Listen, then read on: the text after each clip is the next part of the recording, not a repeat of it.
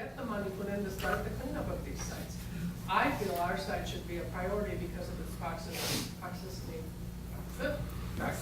that way, to the ocean, and, you know, and surrounded by the community. It needs to be removed. Well, the Rocketine site too is also, Yeah. I think that's what's sticking out into the. Yeah, that probably does, that does have more risk. One of the things that the EPA early studies have, as they put testing sites around the property, they have confirmed there hasn't been any leakage into our groundwater, or, you know, so there hasn't been that, but it still needs to be removed. Yeah. Tony? Kathy, talking about the sand on the beach, wasn't Assembly-Member Joe Morale helpful in getting that $2 million from the state? Yes, and getting that to basically armor the beach so that it would slow the erosion down. Coastal Commission doesn't like arming of beaches.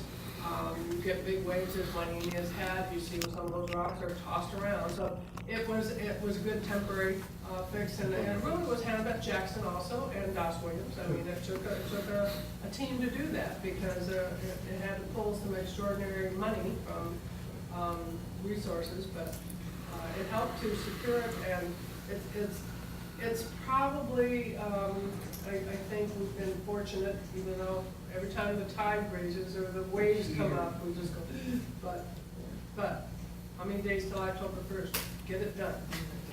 Get it done. New fiscal year? That's right. Other questions? Yes. I have a question for you. My family's lived here for approximately 45 years. So we've seen the development in this area. And you're talking about developing Mormon Beach. I think that's great. But I think one of the things you seem to be missing as a county is really taking advantage of the business opportunities you have in Channel Islands Harbor. When you look up the road, you look at the Ventura Marina and what it does, and you look at what's happening in the Channel Islands Harbor. I do some public relations work that basically helps promote the Channel Islands Harbor. And a lot of the people I talk to when I'm out there doing it, they're embarrassed at my Fisherman's Award. And they can't figure out what's going on. I think we're missing a big economic opportunity at Channel Islands Harbor. I think you could do more with it. Well, one, I agree with you that there's an economic opportunity, and then I'll tell you where we are on that. One, that harbor has historically had its cyclical strengths and weaknesses. When I first came to the county, Fisherman's work was still, you know, pretty thriving. It clearly needs a reinvestment. And so unfortunately what had happened is that the board, prior to the recession, had selected a developer to go in and redevelop, particularly Fisherman's Wharf, but also the Casa Serena, the lobster trap restaurant, that area. And there has been some reinvestment in the apartments that are along the peninsula.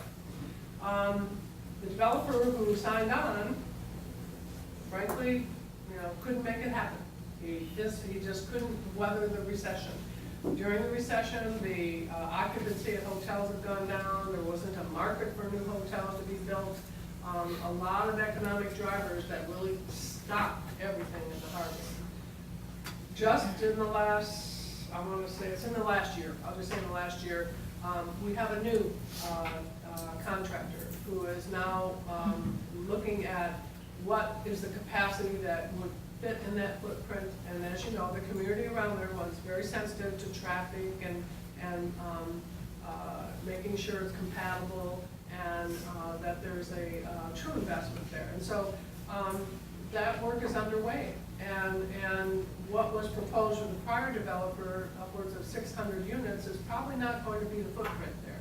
And it was a proposed mixed use, which is of interest to all of us, to have some more vibrancy with some businesses and some waterfront promenade.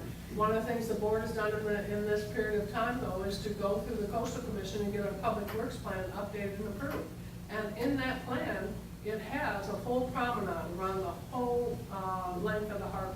It has new parks. It has art in the parks. It has, you know, it has its components that will make that a beautiful, walkable area. We also, you know, fought the fight for 10 years to get the Voting Instruction Safety Center passed through the Coastal Commission and approved, and it is now built and operating and fully serving youth in this county and helping them to learn to appreciate the ocean and to sail, and the Cal State University Channel Islands has been a significant partner with us in that Voting Instruction Safety Center. So that's up and running. The Maritime Museum has moved in, and it's marvelous what they've done with the building they had there. That's up and running. So the Fisherman's Wharf is a key piece, and so the developer has now come on board as a local person. He knows the Channel Islands, loves it, loves this community, and is committed to doing something with the community that's going to be compatible on that significant corner. We also invested money in redesigning and improving the launch ramp that's on that side of the harbor. So there has been investment. It's no question, it's been a long road. Recession hurt us all, slowed everything down, but there has been investment, and we look forward to more of it. So, you know, I appreciate what your question, because it is a gem for all of us to have the Channel Islands Harbor healthy and thriving and part of the community. So we need to continue that. Jim, you just. Yes, good morning, Supervisor Long. You told me something exciting a little bit earlier this morning. Could you give an update to the audience about what's going on with La Jeunesse State Beach Park? La Jeunesse State Beach Park. That's a big name for a little park, Jim. Community Beach Service District. Well, those of you who are familiar, La Jeunesse is at the end of the roadway, and it is a little pocket park sand area that has a parking lot and one entry into it. It's where that jetty is, where the famous La Jeunesse ship crashed, you know, 40, 50 years ago, whatever. And unfortunately, parts of it are still sticking out of the ground. The dispute has been there is that it is between the county and the state lands as to who has liability, who has authority to clean it, who's supposed to keep it operated, and we've had this agreement, a memorandum of agreement in place for, again, probably 40 years, and it's very squishy as to who has what roles and responsibilities, and we push back on state lands. It's one of the things, we are very willing to get that parking lot cleaned, refurbished, and open for access to the beach. What we don't want to inherit is that remains of the sunken La Jeunesse that are still sticking out of the water and frankly are a hazard. Old rusted parts that, you know, I'm thinking that I'm going to talk to the port of what, not the district, not the military side, the Wainini side, and say, couldn't there be a good project there to go underground, underwater, and dig all that out and get it out of there and some exercise of some sort?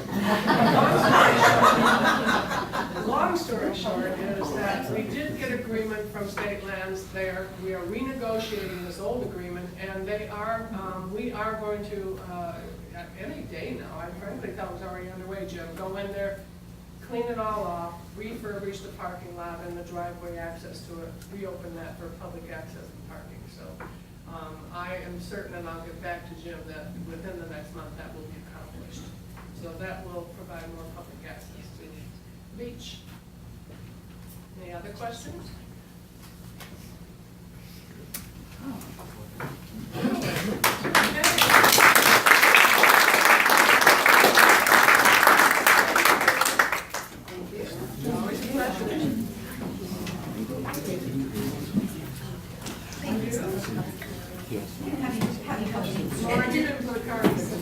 Did everybody put their card in for the drawing? If you didn't, speak now or forever. Now is your opportunity.